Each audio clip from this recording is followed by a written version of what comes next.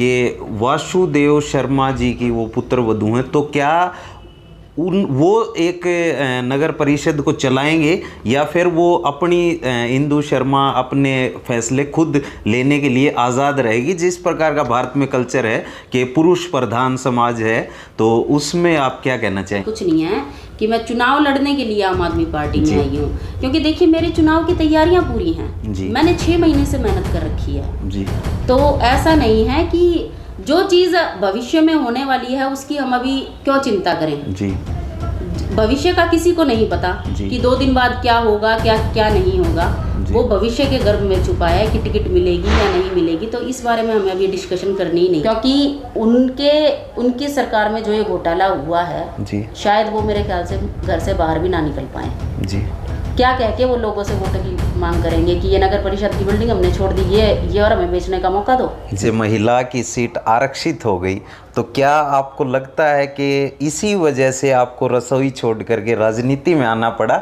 नहीं तो हो सकता है कि आपको मौका ना मिलता। साथियों नमस्कार, मेरा नाम है सोमवीर और आप देखना शुरू कर चुके हैं एनडी न्यूज़। जैसा कि आपको पता है कि पूरे हरियाणा की 46 निकाय सीटों पर चुनाव होने जा रहे हैं और इसी संदर्भ में अब आज हम पहुंचे हैं इंदु शर्मा जी के पास। इंदु शर्मा जो आम आदमी पार्टी की प्रत्याशी ऐसा बताया जा रहा है, हालांकि पार्टी की तरफ से अभी ऑफिशियल अनाउंसमेंट होनी बाकी है। तो भिवानी में भी 19 तारीख को चुनाव है और एक विशेष चीज़ जो भिवानी के लिए है, ये जो चेयरपर्सन की सीट है ये महिलाओं के लिए आरक्षित है। तो तमाम महिलाओं से हम जानेंगे और इंदु शर्मा से जानेंगे कि क्या उनका विजन रहेगा, महिलाओं के लिए क्या विजन रहेगा और कैसे उनकी राजनीति आगे जाएगी। इंदु शर्मा जी, सबसे पहले तो स्वागत है आपका एनडी न्यूज़ पे। बहुत बहुत धन्यवाद, आप सभी को नमस्कार जी। मैडम, पहला सवाल तो ये, आपको इंदु शर्मा कहूँ या इंदु शर्मा सैनी कहूँ? मुझे इंदु शर्मा कहिए। अच्छा, तो इंदु शर्मा जी ये बताइए कि भिवानी में आपने ताल ठोक दी है और लंबे समय से आपको देख रहे हैं, ज़मीन पर भी आप दिखाई दे रही हैं, तो सबसे पहले पब्लिक का क्या रिएक्शन मिल रहा है?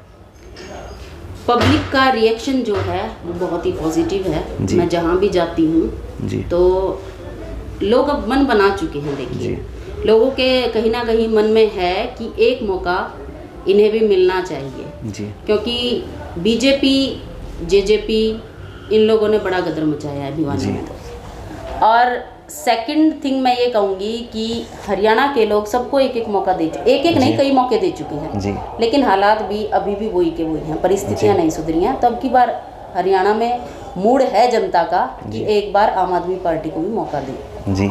आपने जेजेपी बीजेपी की बात की, तो एक सवाल ये आता है कि आपके फादर इन लोग खुद, मेरे ख्याल से जब ये इंटरव्यू चल रहा है तो अब तक बीजेपी में है, तो घर पर कैसा माहौल रहता है कि ससुर आपके बीजेपी में हैं, आप आम आदमी पार्टी में हैं, तो कुछ वैचारिक मतभेद और चर्चाएं होती हैं?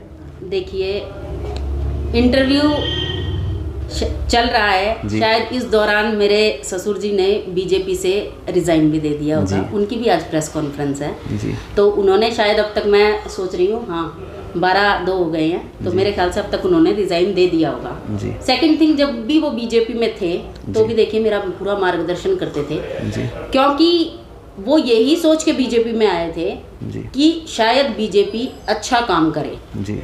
लेकिन बीजेपी हर मसले पे फेल रही, हर मुद्दे पे फेल रही जी।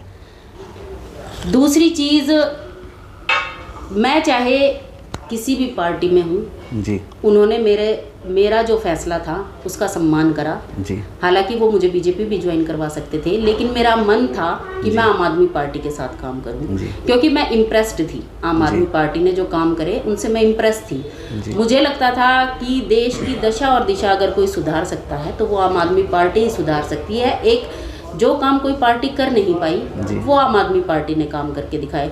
तो मेरे ससुर जी ने मेरे फैसले का पूरा सम्मान करा और मुझे आम आदमी पार्टी ज्वाइन करवाई, और मेरा हर दिन, हर पल, हर घड़ी वो मार्गदर्शन करती हैं। मुझे गलत सही का फ़र्क बताते हैं, क्योंकि उनका बहुत अच्छा राजनीतिक करियर रहा है, एक साफ सुथरा राजनीतिक करियर, तो मुझे उसका बहुत फ़ायदा मिल भी रहा है। जी इंदु जी, ये बताइए कि ऐसा हमारे पास जो खबर पहुंची थी कि पार्टी ऊपर से दबाव बना रही है कि इंदु शर्मा जी के ससुर जो हैं वासुदेव, वो भाजपा में हैं, तो क्या उसको लेकर के आज इस्तीफे की घोषणा हुई है? नहीं नहीं, ऐसा कुछ नहीं है। देखिए, वासुदेव शर्मा जी का एक अलग अंदाज है जी। वो अपने आज तक जो भी उन्होंने फैसले लिए हैं वो अपने खुद से लिए हैं वो उन्होंने, तो ऐसा कुछ नहीं है कि भाई वासुदेव शर्मा जी के ऊपर से दबाव बनाया जा रहा है और कुछ ऐसा कुछ भी नहीं है जी। ये जो भी आज वो कर रहे हैं, जो रिज़ाइन दे रहे हैं, वो इन्हीं मुद्दों को लेके दे रहे हैं कि देखिए, जो भाईचारा था वो बीजेपी सरकार ने बिल्कुल ख़त्म कर दिया है। मतलब जहाँ भी बीजेपी की सरकार है वहाँ लोगों को दो धड़ों में बांट दिया है आपसी, चाहे वो धर्म के नाम पे हो, चाहे जात के नाम पे हो, चाहे समाज के नाम पे डाला, उसके ऊपर सरकार बोलने को तैयार नहीं है जी। क्योंकि खुद सरकार का इसमें हाथ है। बीजेपी और जेजेपी की वाइस चेयरमैन जी जो थे वो जेजेपी के थे और जो चेयरमैन थे वो बीजेपी के थे। उस मसले पे बिल्कुल कोई मतलब बोलने को तैयार नहीं है। धनखड़ जी 22 तारीख को आए, 22 जगह 24 को आए जी, शायद 24 को आए, 22 जगह उन्होंने प्रोग्राम करे, नहीं 21 को आए थे, 21 को आए थे सॉरी, 22 जगह उन्होंने प्रोग्राम करे, लेकिन उन 22 जगहों में से उन्होंने भिवानी के एक भी मुद्दे पे ना तो सवाल का जवाब दिया और ना ही कोई बात करी। ठीक है, फिर इंदु जी चलिए, ये तो मोनोलॉग हो जाएगा, आप बोलते रहेंगे भाषण। एक सवाल मेरा ये कि आपका क्या विजन रहेगा? कुछ साथियों ने जब हमने बताया कि इंदु शर्मा जी से हमारी मुलाकात होगी तो हमसे सवाल किया कि उनसे पूछिएगा कि वासुदेव शर्मा जी की वो पुत्र वधू हैं, तो क्या वो एक नगर परिषद को चलाएंगे या फिर वो अपनी इंदु शर्मा अपने फैसले खुद लेने के लिए आज़ाद रहेगी? जिस प्रकार का भारत में कल्चर है कि पुरुष प्रधान समाज है, तो उसमें आप क्या कहना चाहेंगे? देखिए, मेरा फैसला था मैं आम आदमी पार्टी ज्वाइन करूं। मेरे ससुर जी ने उसमें मेरा साथ दिया जी, मेरे लिए कोई रोका टोकी नहीं हुई जी। मैं आज अकेली पूरी भिवानी के दौरे कर रही हूँ, मेरे ससुर जी कहीं मेरे साथ जाते नहीं जी, ना वो मेरे फैसलों में जी, मेरे विचारों में जी अपनी कोई मतलब कुछ भी दखलंदाजी करते हैं। हाँ, मुझे जहाँ सलाह देने की बात होती है मैं उनसे सलाह लेती हूँ। जहाँ मुझे लगता है कि आज मुझे पापा जी की ज़रूरत है और इस काम के लिए मुझे सलाह लेनी है, तो मैं वो सलाह ज़रूर लेती हूँ और आगे भी लेती रहूँगी, क्योंकि वो मेरे बड़े हैं और उनका एक अच्छा राजनीतिक कैरियर रहा है, बहुत समझदार हैं, तो वो फैसले उन चीज़ों में मैं उनकी सलाह लेती रहूँगी। पर मैं आपको एक चीज़ क्लियर कर देना चाहती हूँ भिवानी की जनता को भी, कुर्सी पे मैं बैठूँगी और जो काम करूँगी वो भी मैं ही करूँगी। ऐसा नहीं होगा जैसे अब तक होता आया है कि कुर्सी पे औरत बैठती है और उस कुर्सी की शक्तियाँ जो है, पावर जो है, वो उस घर के पुरुष चलाते, तो ऐसा कभी नहीं होगा जी।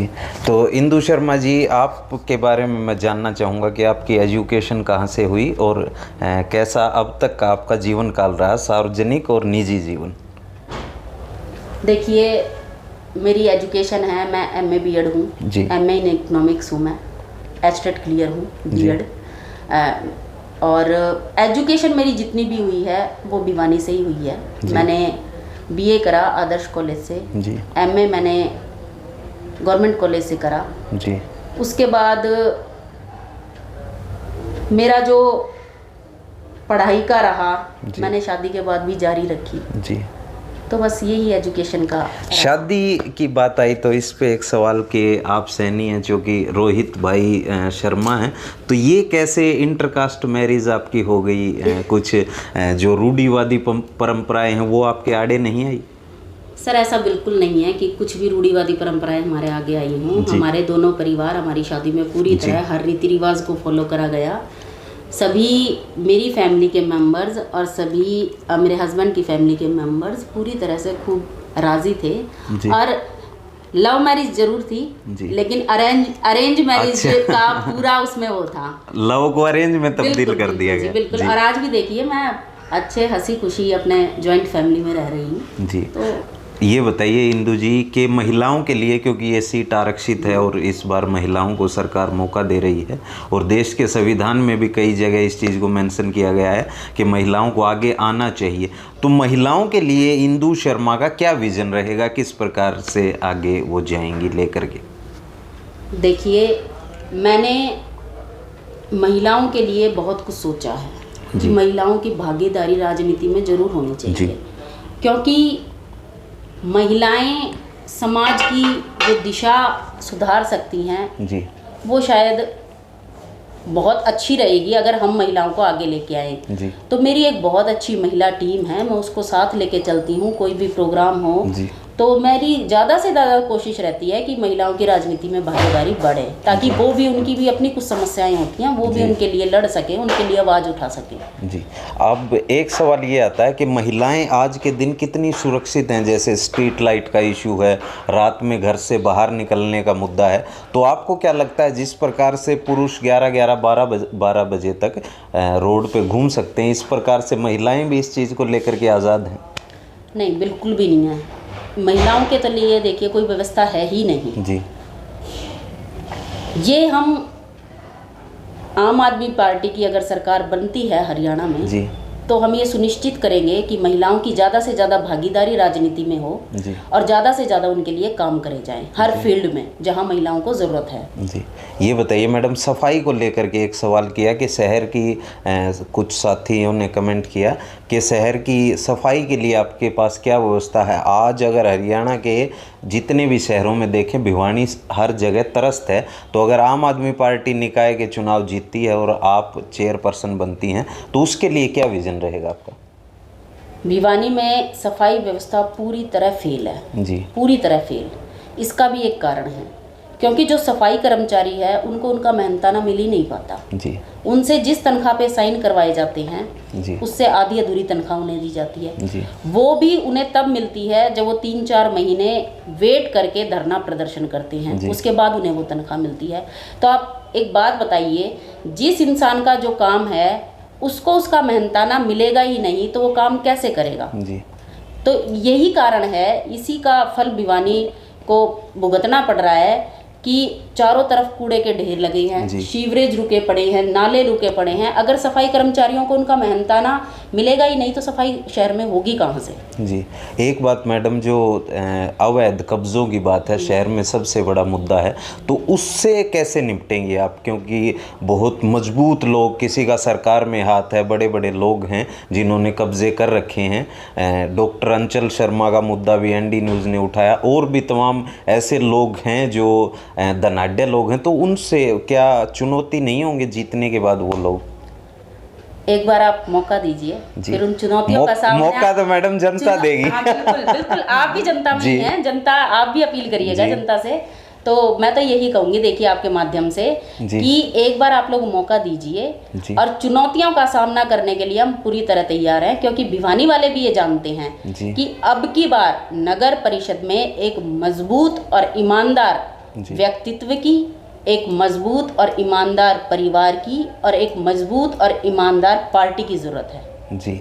एक सवाल मैडम ये व्यक्तिगत आपसे है कि आप हाउसवाइफ रही होंगी, तो अब आप सार्वजनिक जीवन में हैं, राजनीति में हैं, तो उस जीवन में और इस जीवन में क्या अंतर आपको नज़र आया कि लोगों से मिलना, व्यस्त लाइफ, तो कैसे इस चीज़ को देखती हैं कि वहाँ से यहाँ आने तक क्या क्या समस्याओं का सामना करना पड़ा? मुझे तो ऐसी कोई समस्या का सामना नहीं करना पड़ा, देखिए, क्योंकि मैं राजनीतिक परिवार से हूँ, तो ये सब चीज़ें हम रोज़ देखते हैं, लोगों से मिलना, उनकी समस्याएं सुनना, सुलझाना, तो ये सब चीज़ें तो हमारे रोज़मर्रा का काम है। तो ऐसा नहीं है कि मैं एकदम आई और मुझे ये सब चीज़ें फेस करनी पड़ी। मुझे लग रहा है आप कॉलेज में भी नेता रही होंगी। नहीं, ऐसा कुछ नहीं है, ऐसा कुछ नहीं है जी, ऐसा कुछ नहीं है जी। परिवार का माहौल ये है, क्योंकि यहाँ मैं बता रही हूँ सारा दिन दरवाजे खुले रहते हैं। ऐसा नहीं कि भाई चुनाव आए और दरवाजे खोल लिए, वोटिंग हुई, दरवाजे बंद हो गए, नहीं, ऐसा कुछ नहीं है। 14 साल मुझे हो गए हैं इस घर में। मैंने कभी आज तक इस घर के दरवाजे बंद नहीं देखे किसी के भी लिए, चाहे हमारा विरोधी हो चाहे हमारे पक्ष का हो। यहाँ सबका स्वागत है, सबको वही मान सम्मान मिलता है। 36 बिरादरी का ये घर है, यहाँ सबको पूरा इस घर पे सभी बिरादरियों का आशीर्वाद है। और हमारी भी ये पूरी कोशिश रहती है कि हम समाज के हर तबके का, हर बिरादरी का, हर इंसान का जितना हमसे बन सके हम उसकी मदद कर सकें।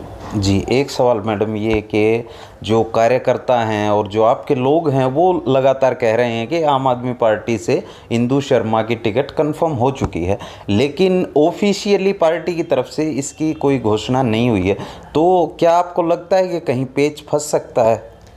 सर देखिए, मुझे ऐसा नहीं लगता। बाकी जो भी है वो पार्टी का अंदरूनी मामला है और इसके बारे में हाईकमान फैसला करेगा। हम कार्यकर्ता हैं। तो चर्चा तो होती होगी ना, लगातार कह रहे हैं कि टिकट हो गई, कभी खबर आती है कि कुछ मामला गड़बड़ में है।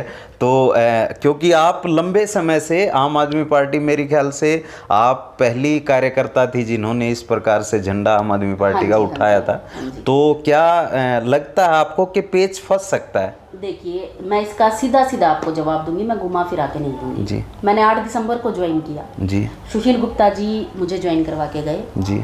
उसी दिन उन्होंने ऑन द स्टेज मुझे चेयरपर्सन का प्रत्याशी घोषित कर दिया भिवानी नगर परिषद का। उसके हिसाब उसी दिन से मैंने जो भी तैयारियां करी हैं चुनाव के लिए वो उसी हिसाब से करी हैं। मैं उसी हिसाब से जनता के सामने प्रेजेंट हुई हूँ। किसी भी मंच के माध्यम से मैं बोली हूँ तो मैंने अपने आप को यही प्रेजेंट किया है कि मैं भाई आम आदमी पार्टी की चेयरमैन प्रत्याशी हूँ भिवानी से। उसके बाद पार्टी के जो कार्यकर्ता हैं उन्होंने भी मुझे इसी तरह प्रेजेंट करा है कि हमारी चेयरपर्सन प्रत्याशी हैं।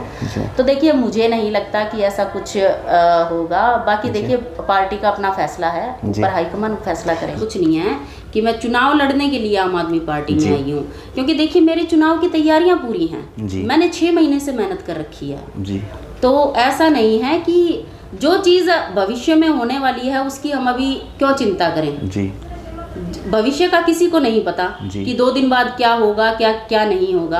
वो भविष्य के गर्भ में छुपा है कि टिकट मिलेगी या नहीं मिलेगी। तो इस बारे में हमें अभी डिस्कशन करनी ही नहीं चाहिए। जी, क्योंकि मैडम हमारा तो काम है सवाल करना। एक सवाल और चलो बताइए मैडम कि किस प्रकार से आपने रणनीति क्या तैयार की है भिवानी के लिए? कैसे 31 वार्ड हैं, 1,46,000 मतदाता हैं, तो क्या उनको साधने में कैसे कामयाब होंगी? 31 वार्डों के मेरे पूरे दौरे हो चुके हैं जी। मैं लगभग हर गली हर मोहल्ले तक पहुंच चुकी हूँ जी। मेरी 6 महीने से जनसभाएं शुरू हैं, जनसंपर्क अभियान शुरू है। 31 वार्डों में हमने अच्छी हमारी टीम तैयार कर ली है। उसमें महिला टीम अलग है, पुरुष टीम अलग है जी। तो मुझे लगता है कि मेरी चुनावी तैयारी काफ़ी अच्छी है। तो ये बताइए मैडम, किससे चुनौती मिल सकती है? कांग्रेस से मान रहे हैं या भारतीय जनता पार्टी से आपके प्रतिद्वंदी के रूप में, या फिर कोई निर्दलीय उम्मीदवार? मेरे प्रतिद्वंदी के रूप में मुझे नहीं लगता कि कोई आएगा जी, क्योंकि कांग्रेस है वो सुप्त अवस्था में है जी। उसका कोई वजूद रह नहीं गया है कांग्रेस का। बीजेपी है, जजपा की सरकार है, बीजेपी और जजपा की जी। बीजेपी का कैंडिडेट मैं ये सोचती हूँ क्या सोच के, क्या मुंह लेके लोगों के सामने वोटों की अपील करेगा जी। क्योंकि उनकी सरकार में जो ये घोटाला हुआ है जी, शायद वो मेरे ख्याल से घर से बाहर भी ना निकल पाए जी। क्या कह के वो लोगों से वोटों की मांग करेंगे कि ये नगर परिषद की बिल्डिंग हमने छोड़ दी, ये और हमें बेचने का मौका दो जी, ये कहेंगे जी। शहर में कुछ काम करवा नहीं पाए। अभी 21 तारीख को जब धनखड़ जी का दौरा था तो वहाँ एक पत्रकार भाई ने, मैं देख रही थी, वहाँ उनसे सवाल पूछे जा रहे थे कि आप 5 काम गिनवा दीजिए जिनके आधार पे आप वोट मांगेंगे जी। उनमें भाजपा के जो नेता बैठे थे, जो सदस्य बैठे थे, उनमें से नॉट इवन 1% एक भी ऐसा बंदा नहीं था जो ये कह सके कि हमने ये 5 काम करवाए। मतलब 5 काम बताने को नहीं थे उनके पास जी। तो किस आधार पे वोट जी? एक सवाल मैडम ये मेरा आपसे है कि जैसे महिला की सीट आरक्षित हो गई तो क्या आपको लगता है कि इसी वजह से आपको रसोई छोड़ करके राजनीति में आना पड़ा, नहीं तो हो सकता है कि आपको मौका ना मिलता परिवार की तरफ से, या फिर देखिए ऐसी कंडीशन होती कि ये पुरुष जनरल सीट होती, तो क्या आपको लगता है फिर भी आप चुनाव मैदान में होते, या आपके जगह आपके ससुर होते? नहीं, ऐसा कुछ नहीं है। देखिए, मेरे ससुर ने मीडिया के माध्यम से पहले भी कह दिया है कि मैं इलेक्शन नहीं लड़ूंगा, मैं कोई भी इलेक्शन नहीं लड़ूंगा। चेयरपर्सन का तो हालांकि उनको लड़ना ही नहीं था जी। तो मुझे ऐसा नहीं लगता कि आप जो ये बोल रहे हैं इसमें कोई भी एक तरीके पर भी सच्चाई है।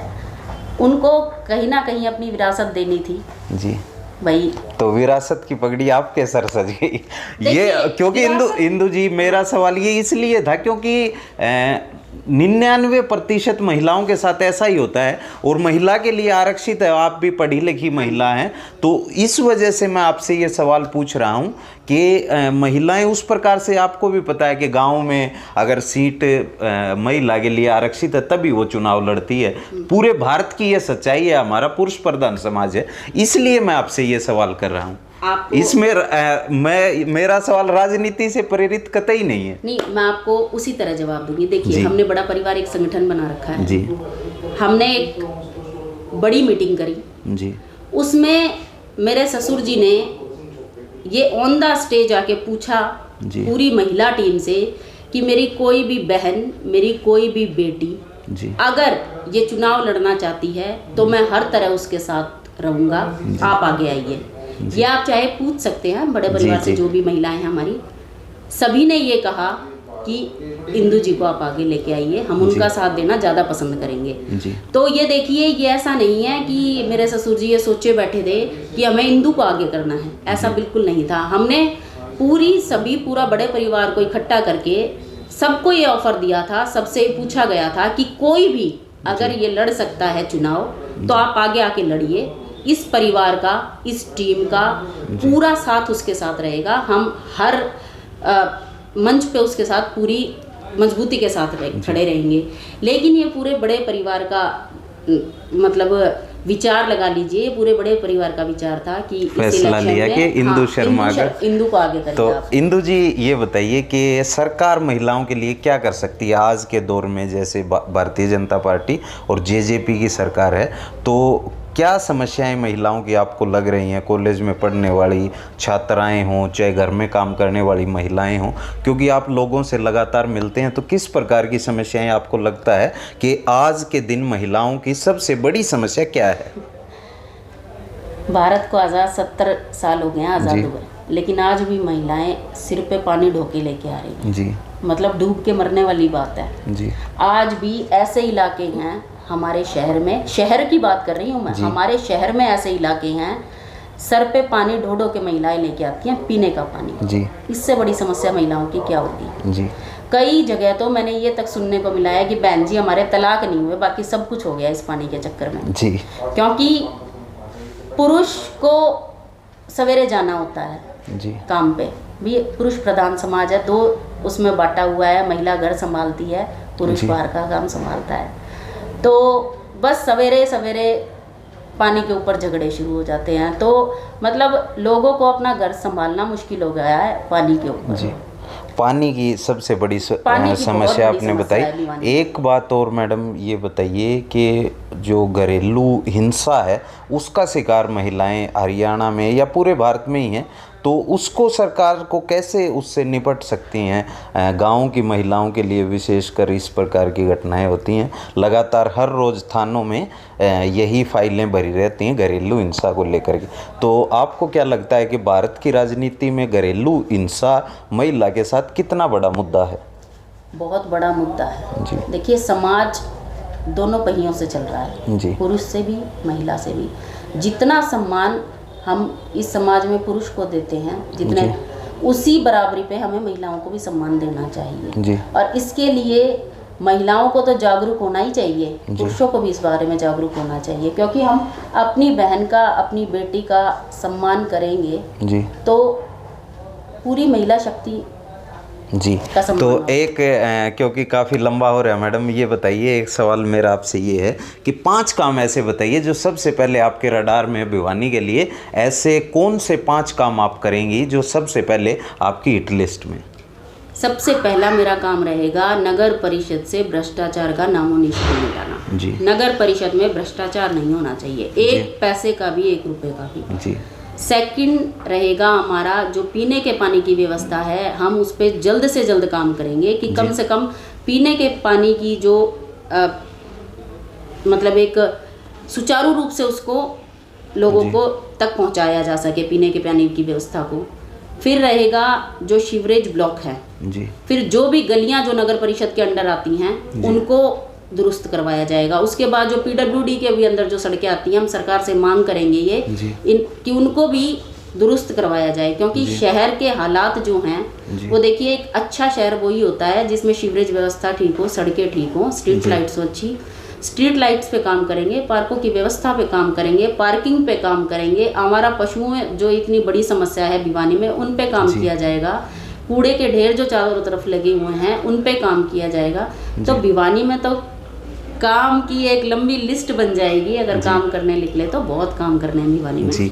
तो भाई बहुत काम करने हैं और लगातार आप देख रहे हैं चुनाव कैंपेन, जल्दी चुनाव है, थोड़े ही दिन चुनाव में बच गए हैं और आने वाला समय बताएगा कि जनता किसे चुनती है और इंदु शर्मा के लिए कौन चुनौती बन करके उभरता है। और हर महिला से जो चेयरमैन प्रत्याशी होगी, व्यक्तिगत तौर पर ये सवाल हमारा होगा कि पुरुष प्रधान समाज में पुरुषों का उनके ऊपर कितना दबाव रहता है। आप भी कमेंट करके बताएं कि किसका इंटरव्यू हमें लेना चाहिए और किस प्रकार के सवाल करने चाहिए। अगर इंदु शर्मा का ये इंटरव्यू आपको अच्छा लगा तो वीडियो को ज़्यादा से ज़्यादा शेयर करें और हमारे चैनल को सब्सक्राइब करें। और अगर ये वीडियो आप फेसबुक पर देख रहे हैं तो पेज को लाइक करें और फॉलो करें और फेसबुक पर भी वीडियो को ज़्यादा से ज़्यादा शेयर करें। मेरा नाम है सोमवीर, आप देख रहे थे एनडी न्यूज़, कैमरे के पीछे हैं संजय